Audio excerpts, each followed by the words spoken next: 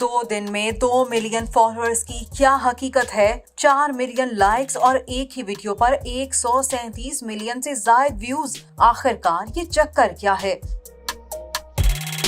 ये बात हो रही है 2 रोज पहले बनाए जाने वाले टिकटॉक अकाउंट की, जो तहरीक इंसाफ की जानिब से बनाया गया।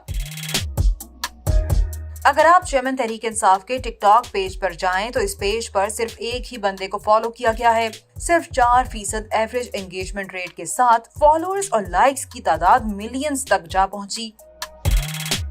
सोशल मीडिया पर एक बार फिर बॉट्स की बहस छिड़ गई। एक सारिफ ने लिखा कि बॉट्स चलाकर 200 मिलियन करा लें, पैसे लगाकर वीडियो जहां मर्जी ले जाएं।